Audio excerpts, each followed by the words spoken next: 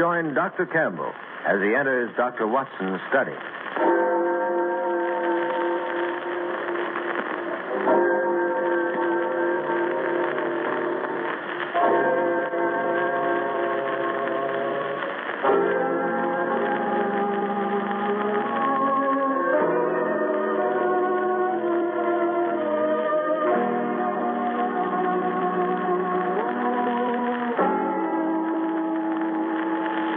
Well, here we are once again in Dr. Watson's study. Come in, Mr. Campbell. Come in. Here, sit down and relax. You look a bit wilted, old fella. Oh, yes, it's such a beautiful spring evening. I thought I'd walk over. In fact, it's so beautiful I dawdled most of the way, drinking in the warm air and the smell of things growing until suddenly I realized I was blame well going to be late if I didn't hurry. So I ran the last 3 blocks. Yes, I know how it is. This lovely spring weather is certainly conducive to indolence. My household claim that when I go out to do the spring planting, I spend most of my time leaning on the spade, sniffing and listening to the birds. Not an unpleasant way to pass the time of day, incidentally. Yes, a day like today is almost as relaxing as a Turkish bath. Which reminds me of a curious and gory experience that Holmes and I had in just such an establishment some years ago. It sounds suspiciously like the gentleman who said bang. Oh, speaking of explosions. Now, Mr. Campbell, you must never complain about the way that a storyteller begins his yarn. Anything is better than an abrupt beginning. Now, put me all out. Where was I? In a Turkish bath, if I'm not mistaken. Oh, yes, it's Turkish bath. You're not mistaken. Yes, that's it. Well, now, to begin at the beginning, it was in the hectic, hair-raising, and I might even say the glorious days of the great battle of wits between Sherlock Holmes and the notorious Professor Moriarty. What you might call a real battle of the titans, eh, Doctor? Indeed it was, Mr. Campbell. Things had been unusually hectic for Holmes for several months. Moriarty had been particularly active, and Holmes had had many sleepless nights. Finally, things had calmed down a bit, and I tried to persuade him to take a badly needed holiday. The net result being that he finally did agree to have an afternoon off and accompany me to a Turkish bath. As a matter of fact, both Holmes and I had a weakness for the Turkish bath. Over a smoke, in the pleasant latitude of the drawing room, I've often found him less reticent and more human than at any other time. The heat melted his cast iron reserve, eh, Dr. Watson? Oh, only slightly, Mr. Campbell, only slightly. Well, as I was saying, on the upper floor of a certain Northumberland Avenue establishment, there is an isolated corner where 2 couches lie side by side, and it was on these that we were lying. Holmes had just shot his long, sinewy arm out of the towels which enveloped him and was fishing about in the inside pocket of his coat, which hung beside him. Where have I put it? Where on earth did I put it? Oh, confound the thing. Watson. I forgot to bring my tobacco. Oh, relax, Holmes. Just relax. Forget about tobacco. Forget Moriarty and relax. That's what we came in here for. Burble, burble, burble, burble. I am relaxed, my dear fellow. I want to smoke. What about the burble? Nothing like the peace and seclusion of a Turkish bath. Mr. Holmes. Mr. Sherlock Holmes. Hello? Gus, the steam room attendant seems to be paging you. Oh, my goodness. Now what? Has anyone seen Mr. Sherlock Holmes? See in here, please. Here I am, Gus. Here I am. What do you want? Come on. Oh, Mr. Holmes, it's good I find you. There has been an accident, Mr. Holmes. A bad accident. It's Lord Canterbury. He's in his dressing room, covered with blood. Oh. In that case, I fancy you want Dr. Watson, don't you? Not me. I'll be with you in a minute, Gus. Oh, no, not Dr. Watson. It's too late for you. He's dead. Dead? Stabbed in 6 places. Come and look at him, Mr. Holmes, please. Dead? Dear me. All right. I'll come at once. Good gracious me. What's all the commotion? Why can't we have a little peace and quiet around? What's the meaning of this, Gus? Why are these 2 persons talking at the top of their voices? My dear well, whoever you are, I was never under the impression that the Olympia Baths were a church. Furthermore, my dear Mr. Never mind the name. Tunbridge. Frederick Hubert Tunbridge, a Liberal leader in the present Parliament. which everyone knows who keeps abreast of the time. My dear Mr. Stonebridge, I do not concern myself with trivialities. Furthermore, as I was saying, before being so rudely interrupted, you may be interested to know that your hated rival, Lord Cantlebury, the Conservative leader, with whom you are known to have publicly locked Holmes on several occasions... What if I have? What's he done now, the old fool? If you mean Lord Cantlebury, he's done absolutely... Yes, he hasn't done anything, and probably never will again. What are you blithering about? Well, it seems that Gus has just discovered your, shall we say, political vis-a-vis dead in his dressing room. You mean he's had a heart attack? No, I don't mean anything of the kind. He's been stabbed. In how many places did you say, Gus? In 6 places, Mr. Holmes. But that's impossible. I talked to him not half an hour ago. We had a little conference, sub rosa, you understand? While he was waiting for Gus to come in and give him his fat out. Well, he was quite all right when I left him. Oh, really? Are you sure? What do you mean? Of course I'm sure. Canterbury was alive and dressing like a trooper when I left him. I passed Gus in the corridor as I came out of Canterbury's dressing room. He'll tell you the old boy was alive and kicking. Oh, will he? How about it, Gus? It is true I hear swearing, but from which dressing room it comes I could not be sure. The walls are so thin, you understand. Yes, indeed. It's quite true the dressing room walls are thin. Gus, who is this person, and why is he asking all these stupid questions? But, Mr. Turnbridge, this gentleman is Mr. Sherlock Holmes, the famous detective. I've never heard of him. Got even with you there, Holmes. well, send for Scotland Yard. This is a matter of national importance. Quite, yes. I think you're quite right. You may as well send for Inspector Lestrade, Gus. Scotland Yard will have to be informed in any case. In the meantime, however, well, I think I'll take a look. Well, in the meantime, Mr. Whoever you are, I insist that everything be left strictly alone. Very well, then, Mr. Thingamabob, if you insist, but you'll be losing valuable time. I most emphatically do insist. Well, I'm getting out of here. Beat you out like on an opponent. If you can do without me, I think I'll just... Just a moment, gentlemen. Just a moment, if you please. I think it's only fair to point out to you all that suspicion is bound to fall on anyone who leaves before the authorities have had a chance to search and question him. Touch me. You mean I have to be searched? We seem to have stirred up quite a hornet's nest, eh, Watson? Yes, and I brought you in here for a rest.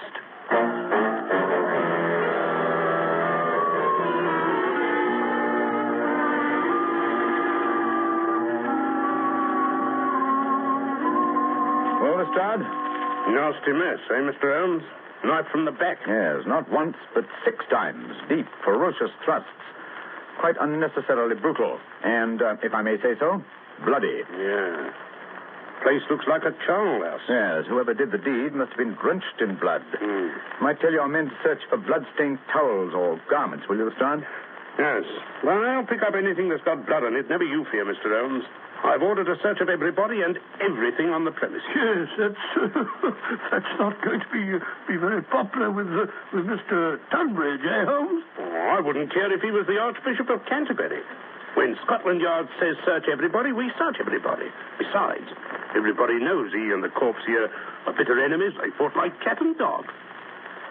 How long would you say he'd been dead, Mr. Holmes? Oh, I don't know. About, let me say, an hour and a half. Took nearly 40 minutes to get you here, Lestrade. And Cantlebury had been dead, let me see, over half an hour when Gus found him. Yes. Gus, did the doorman notice who left the establishment during the half hour before the body was found? Yes, sir. Only old Mr. Welford. And he's too feeble and nearsighted to do a crime like this. Was the door to Lord Canterbury's dressing room locked? No, sir. Oh? And how does it happen that he lay here for over half an hour before anyone found him? Particularly as he was down on the books for a massage half an hour before he was found. Well, you see, I thought he was asleep. Lord Canterbury sometimes he liked a little nap after he was in the steam room, and he didn't want I should disturb him. Oh, that's very interesting. Then you did come in this room once before you realized Lord Canterbury was dead? Yes, Mr. Holmes. But he was lying there so peaceful. So peaceful, yes. On his back? Yes, sir, just like we found him. It wasn't until the second time I come in I see he has his eyes open. Mm-hmm. And the place is, shall we say, all spattered with blood? It was so dark. The shades were drawn. It was not easy to see anything if you don't look close. Even then, some people are unable to observe the most obvious facts. And what might you mean by that? Oh, just an observation, Lestrade. Just a gratuitous observation. Come in. Well, Willis, what's up? We've sliced the place from top to bottom, just like you said, Inspector. And there's no bloodstains nowhere, except on this. What's that? A pocket knife, sir, large size. Oh. The handle's been wiped off, but there's still some bloodstains on the blade. We found it in the locker of a bloke named of Tunbridge. Uh-huh. Just a minute, Lestrade. Don't go off the deep end. Willis, Yes, sir. you say there were no bloodstains anywhere except on this knife. Not a sign of a bloodstain nowhere. You searched the dirty linen hampers, the towels and lockers, where the customers had their clothes? Oh, yes, sir. We searched everything. There's not a sign of blood anywhere, but on that there weapon. Amazing. That's enough for me. This here is the murder weapon, and it was found in Tunbridge's locker. Bring him in here, Willis, and we'll have him on the carpet. Yes, sir. Right away. I knew he was the murderer from the beginning. Who has the motive for killing Canterbury? This chap Tunbridge. Who had the opportunity? This chap Tunbridge. He admits himself he had a talk with the deceased, and they had words. And where is this here bloodstained knife found? Nowhere but in this Mr. Tunbridge's locker. Stupid place for a murderer to hide the fatal weapon in his own locker. Tunbridge isn't as stupid as that, Lestrade. Oh, no? Then why was it there? Look here, this is an outrage, keeping me here like this. Oh, don't you realize I have influence? Well, you might at least let me put on my clothes instead of pouring them about. I'll complain to the authorities. I'll have you dismissed, all of you. Oh, maybe you will, sir. And then again, maybe you won't. But first of all, you'll answer some questions. Have you ever seen this knife before? Knife? Yes, of course. It's mine. I've had it all my life. I used to take it fishing when I was a boy. Oh, indeed. That would explain its size, then. Now I use it to open my letters. Oh, you do? Are you sure that's all you use it for? Yes, of course. Then why are these here blood stains on it? Bloodstains? Yeah. Where? Here and here and here. No, don't you touch it. We don't want to destroy any possible fingerprints. But if it's mine, my fingerprints are already on it. Yes, he's right there, Lestrade. Furthermore, that stain doesn't look like blood to me. It's not red enough. It looks like rust. As a matter of fact, if the stain is a nice blood red, it's fairly certain it's not blood. Now, this particular stain, You as far as I see leave this particular stain to Scotland Yard, Mr. Yes. Don't forget, my dear Lestrade, I invented the first infallible test for blood stains. That's quite true, Lestrade. You did. Yes, indeed. My test is infallible. It works on blood that is new or on blood that is old. I discovered the first reagent, which is precipitated by hemoglobin. Sorry, Mr. Holmes, sorry, but Scotland Yard hasn't any time for lectures. We believe in action. Now, Mr. Tunbridge, it's my duty to take you into custody, and it's also my duty to warn you that anything that you may say may be used in evidence against you. Anything I say? Do you realize whom you're arresting? I'm a leading figure in British politics. So was this fellow who lies here stabbed with your knife, which has still got bloodstains on it. Lestrade, if you'll pardon me for saying so, in this case, it's not the bloodstains that are in evidence, but the bloodstains that are not in evidence, which is the significant factor. What?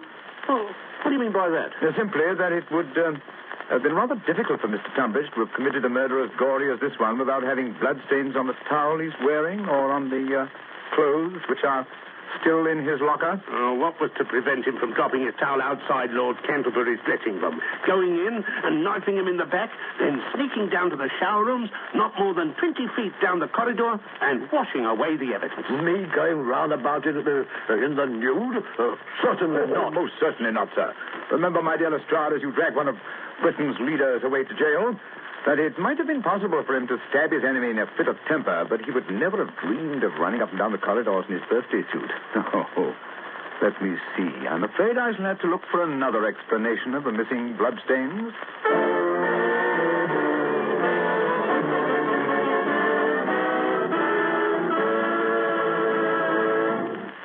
Holmes, it's late.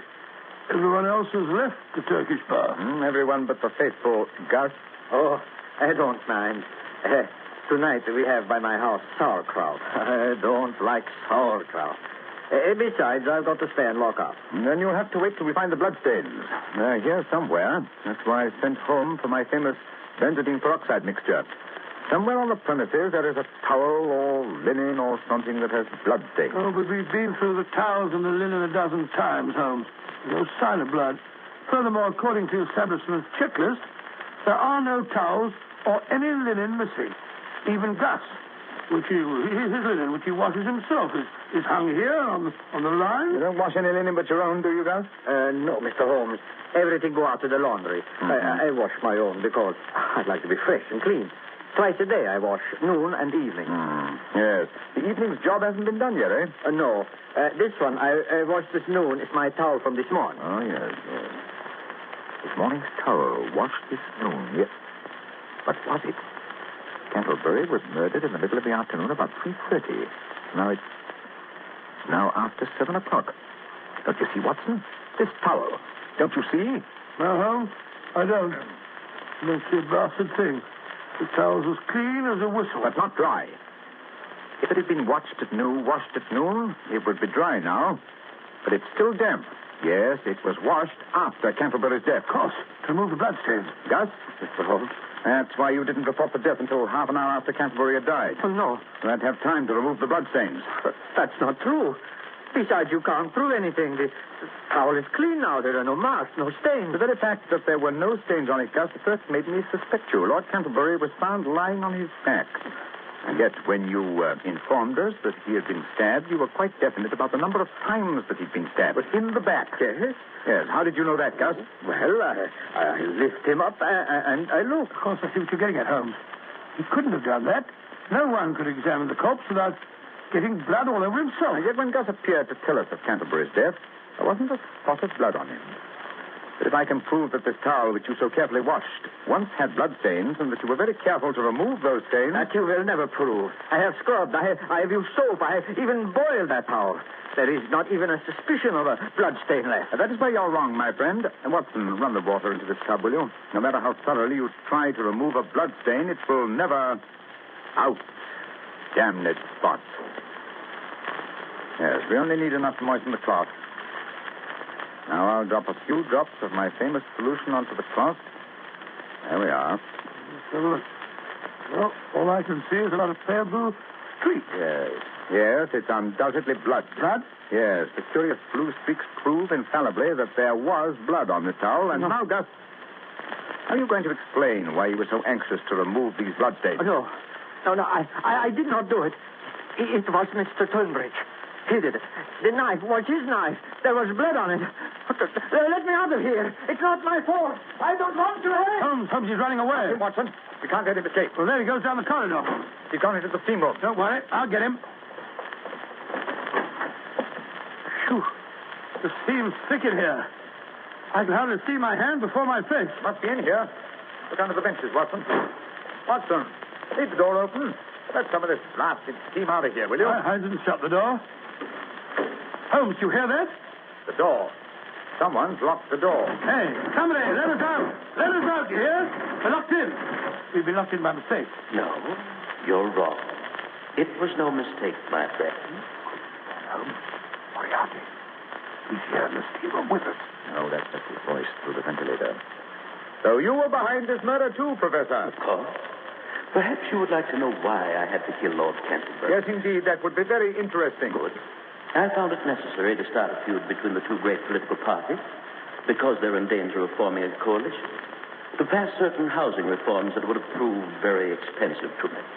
Well, what better way to break up an incipient collaboration than by killing one leader, having the other hanged for his murder? Very ingenious, Moriarty. A pity you should have chosen such a clumsy tool as Gus. Clumsy? Perhaps. But he fooled Scotland Yard, Mr. Holmes. It was just my ill luck that you should be on the premises when the accident occurred. Thank you for the compliment. Not at all. However, it's a mistake which I'm sure Gus will be able to rectify. Gus? How? Very simple. I have sent him to put more coals on the fire. Any moment now, there should be more steam.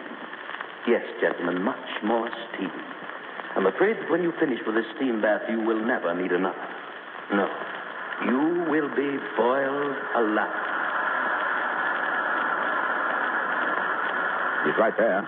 There comes the steam pouring out of the opening over our heads. If only we could reach that opening, we could stuff some of these towels into the pipeline and cut off the flow. Good Lord, Holmes, it's getting very hot in here. Wait. I have it. One of the long benches. I'll stand on the end. You'll have to balance it while I climb on the top. Talk, Watson. Make a noise. Anything to cover up the moving of the bench. Very well. Oh, getting hot. Moriarty, this has gone far enough. We can't stand much more of this. Steady, Holmes. Now hand me out the towel, quick. Moriarty, turn the steam off. You hear, Moriarty? Can't you hear? The heat, it's becoming unbearable. Here's some more towels, Holmes. Is it getting hot enough in there, Gentleman Boyle? I'm sure it is. Boiled nice and pink, boiled in steam, live steam. Goodbye, Mr. Sherlock Holmes. Now what happened? You can't stand up there all night, Holmes. Someone has to. Pressure's terrific. Huh? Steady luck. It will soon become so great that it may burst the boiler. That's dangerous. Buildings will be known to collapse because of bursting boilers. Nevertheless, it's our one chance. Only the confounded boiler bursts before my arm is snapped in But two. Holmes, your arm isn't as strong as the boiler plate. Pressure. Pressure, my dear Watson. Measured per square foot of air surface. Quite a bit of surface to a boiler.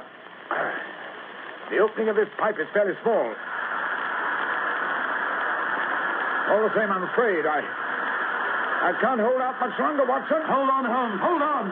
It must burst soon. It must. The pressure. My hands. My hands. Look out. Look out. Look out.